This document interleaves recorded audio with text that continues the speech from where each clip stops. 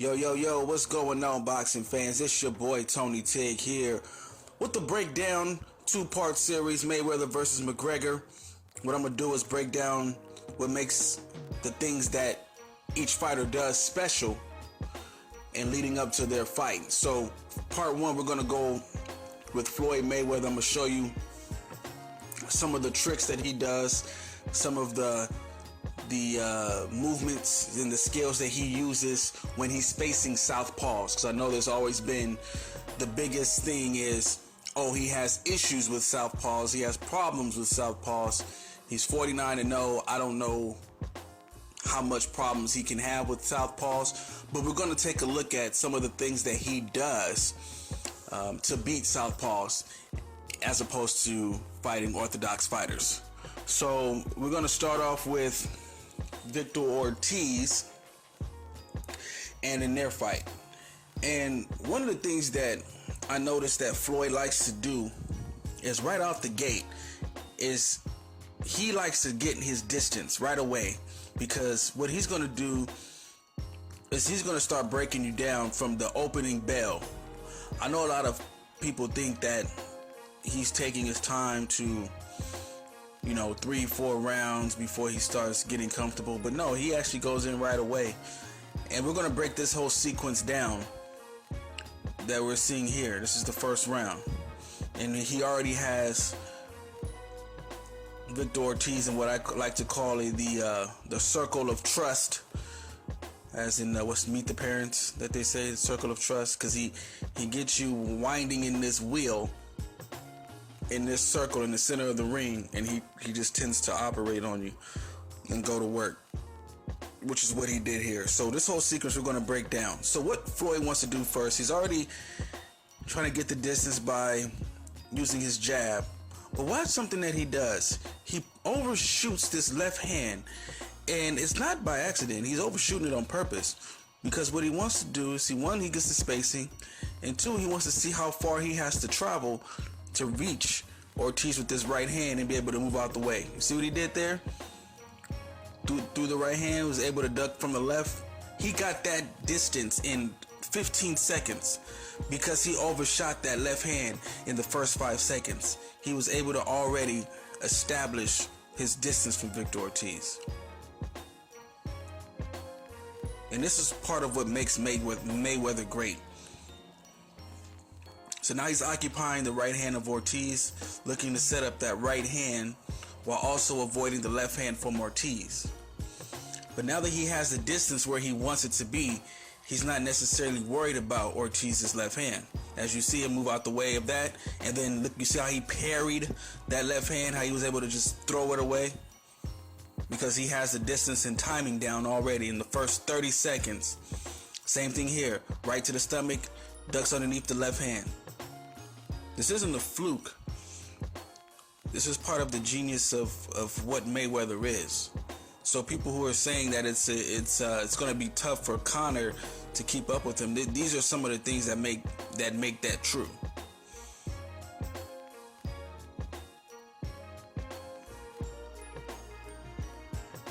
Already in the first few seconds, it's hard for Ortiz to land a clean punch on Floyd because he's already established the distance that Ortiz is going to have to travel. So now it's up to Mayweather to decide how he's going to land his punches.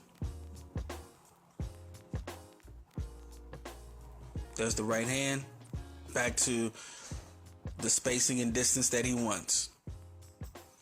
Same thing here, occupying your right hand again, back to where he wants to be, a safe distance away. Ducks under that left hand, back to where he wants to be. So now let's see it in fast motion, and you can actually now see what we just went over. Real time.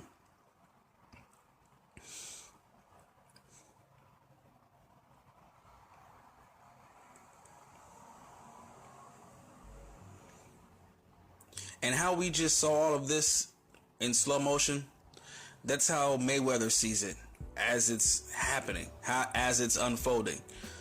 To us, it's fast, but to him, it's moving as slow as we saw it when we slowed it down. And to Ortiz, it might be actually moving this fast. Because now he's already in a position where he's reacting to what Floyd's doing, even though Floyd's the counterpuncher.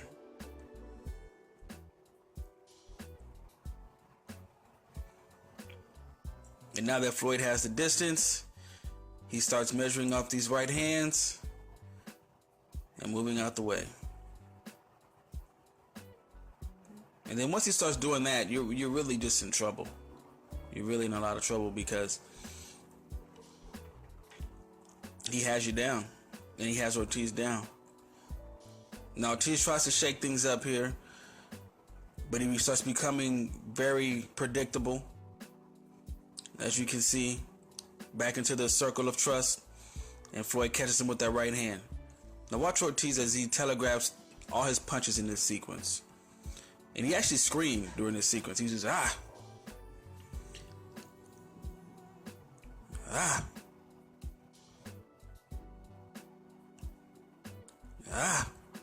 And Floyd already started to get the timing down as soon as he did it on the third one. But Floyd is a very patient fighter.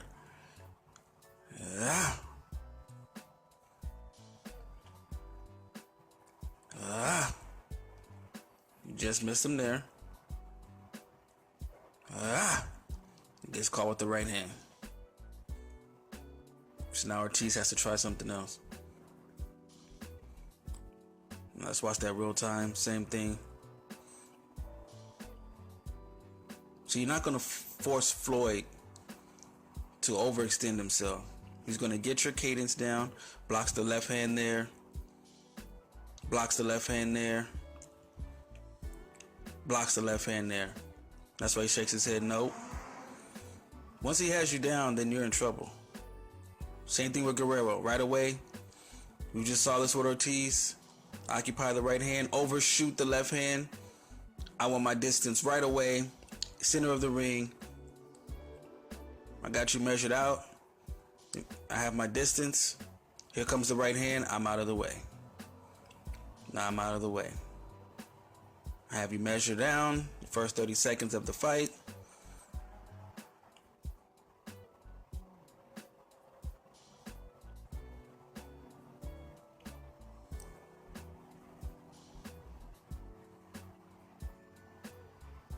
Spacing already where it wants to be. Right hand ducks under the left hand right away. Right hand to the body. I'm back where I want to be. See, Floyd doesn't waste time. Now he's in the circle of trust. Right hand. I don't like where I'm at. I'm gonna grab you. See, when you talk about this trouble with Southpaws that Floyd has, this is where the myth comes in. Because we can see here is that he actually probably establishes more of what he wants to do with Southpaws a lot faster than with orthodox fighters. There's always going to be certain issues for anybody fighting orthodox Southpaw, just because there's going to be certain openings there. But he always does a great job of never overextending himself. One of the problems that Jose Aldo had when he fought Conor McGregor, when he got knocked down at 13 seconds, is he overextended himself right away. He never measured the distance that he needed to travel to land a punch. Floyd does this at the beginning of the fight. And then once Floyd gets you thinking, then you're just kind of at his mercy, especially if you're in the center of the ring. This was like his personal playhouse right in the center of the ring. In his circle of trust. Ain't that right, Fokker?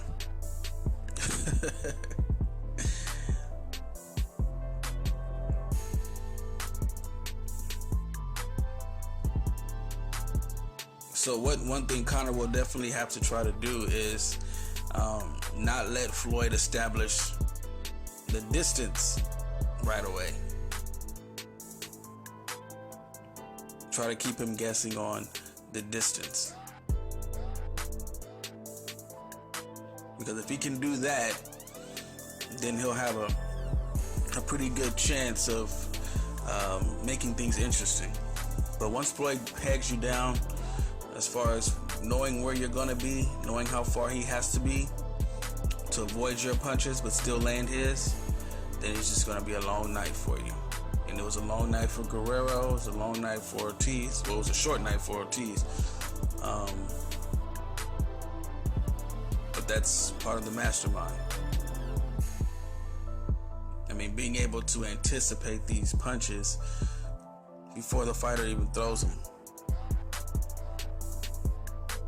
And then they're guessing if the right hand's going to be to the face or right hand's going to be to the stomach. And then you're right back in the center of the ring. And sometimes he throws that left hand out, not to even really hit you, but just to keep you at the distance that he wants.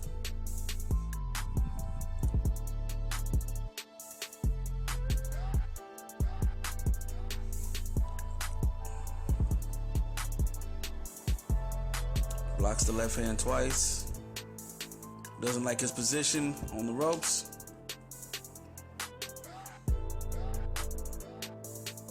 Same thing here, goes back. So he's anticipating what's coming. Ducks the left hand.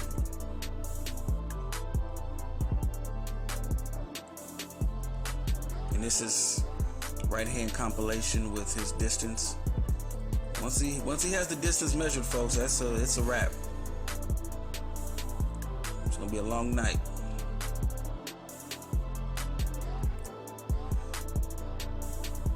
So now here's Robert Guerrero. This is a really good sequence for Mayweather. Once again, getting his rhythm, putting him in that circle of trust. His little playhouse in the center of the ring, where he just right hands you to death. Counter left hand, straight right. Guerrero is just confused, doesn't know what punch is coming next. Right hand, just miss. But he has him in this circle. Merry-go-round. Right to the stomach. Right to the stomach. Right hook. You can't. There's no, once you're in that circle, there's nothing you can do. You just at his mercy.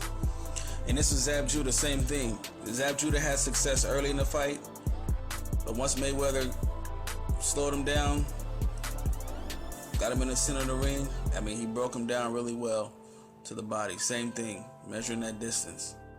This is the same thing, and this is how many years before the fights we just saw. This is a maybe 28-year-old Floyd. They were watching the same thing. He doesn't change much. He's always consistent in his approach, especially fighting Southpaws. There he is, back in that circle. Zab Judah had really fast hands as well. He was an underrated counterpuncher. Floyd was able to block this left hand. In the fourth round, he got caught with it, but he adjusted.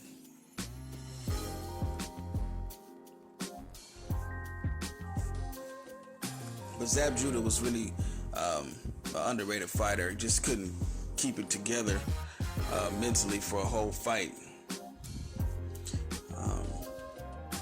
Double right hand. You don't see that too much from Floyd anymore. Good body shot by Zab. And Floyd gave him his opportunities to land some shots. But once again, he has the distance gauge where he wants it to be.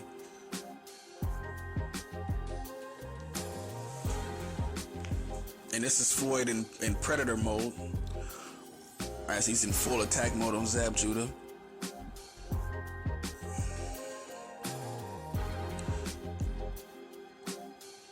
And those type of punches you see in MMA, where you see a quick 2-2, 1-1-2.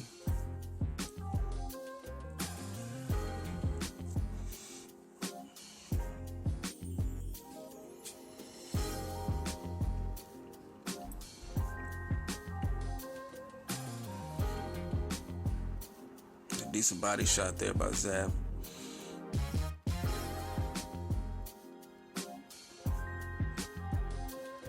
But Zab's problem was once your body gets broken down, you start headhunting more. It's easier for fighters to anticipate those punches coming, especially someone like Floyd.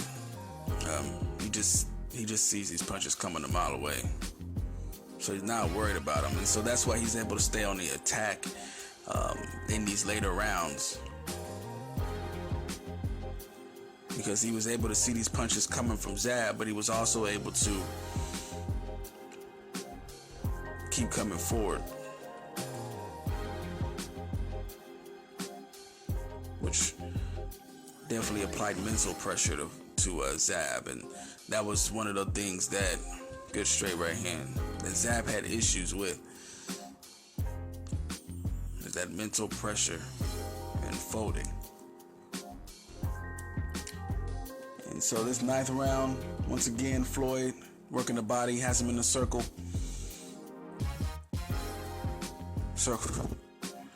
I mean, just to get these body shots off and still be able to get out of range for defense shows how elusive he is.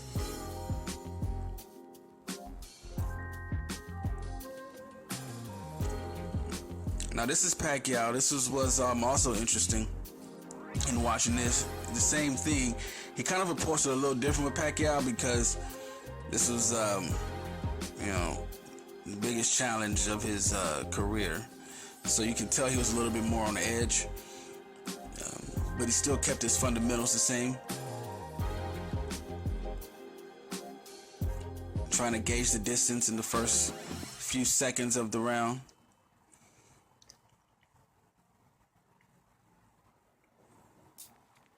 Which right there is where he set it. You can tell when he finds it, because then he starts sitting down more. So he found it already. So now he knows exactly where he wants to be. He has him in this circle. He's baiting Pacquiao in. Timing that right hand. See, Pacquiao can't come in now. He already has the distance. He did it in 20 seconds, he got the distance. Now watch this here coming. Boop, right hand. That changed the whole fight. Right there. When he landed that right hand, and you can watch Tom Brady in the back. He know he got caught. Once Pacquiao came in and got caught with this right hand, that was the end of the fight mentally for Pacquiao, because he never did that again. And Floyd had the distance from there on, and that was the fight. Now here, Manny does a good job of countering, and I always say if you want to catch Floyd, you have to catch him on the 1-2. When Floyd is setting up a 1-1-2, is you want to catch him on that. I saw Maidana do that in the second fight at the end of round 3, catch him on the end of a 1-2. Pacquiao caught him right here, but couldn't follow up because you can't land combinations on Floyd. It's just really hard. I think at this stage in his career, if you want to beat him, once you land the 1, you have to wait again for another opening for the 1-2 to keep trying to get the 1-2. You're not going to land combinations on Mayweather. I dare somebody to find a time where Mayweather got hit with a combination. I mean, a clean combination, not where he was blocking and someone was throwing a flurry of punches. I mean, a doom, doom, doom, doom. You're not going to find it. Because once he gets that range, you might catch him with 1, but that's it.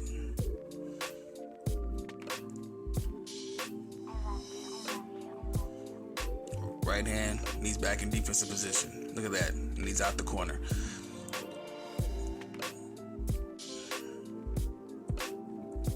I hope you guys are really paying attention as to what Floyd does when he's fighting Southpaws, and how he measures his distance right away. Right away. And this is round 11. This was probably his best round. And this is, once again, once he decides to get you in that circle of trust, once again, we will call it that. It's just you just stuck. It's just you just stuck. See, you see Manny flinch. He was thinking of that first round, that right hand. He didn't want that again. Fighters know. They won't admit it, but they know.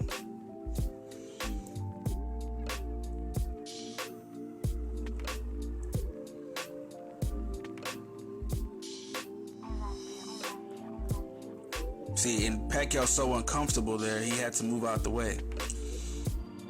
But now Mayweather is so comfortable.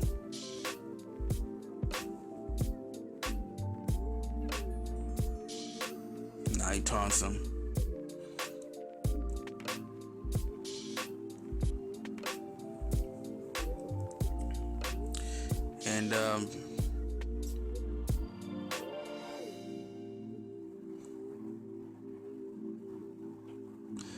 This is the genius of Floyd Mayweather. So for those of you who might be MMA, UFC watchers, who have heard or maybe seen clips of Mayweather and think, oh, well, he's a runner, or, he does this and that. This is your chance to actually see part of what goes on in his mind during the fight. And it's going to be interesting to see how Conor combats that. But I'm going to be back. I'm going to do a video on Conor and some of the things that I've watched with him and how he fights and his stances and what he sees in his striking, and how that can translate for him and make it an interesting fight with Mayweather. So once again, make sure you subscribe if you haven't. He Said, She Said Boxing. Stay up on it. I'm going to be unloading content like no other for not just this fight, but all these fights coming up. I'm so excited. The summer's jam-packed and leading on to the fall. So it's going down. This is your boy, Tony Tig. Peace.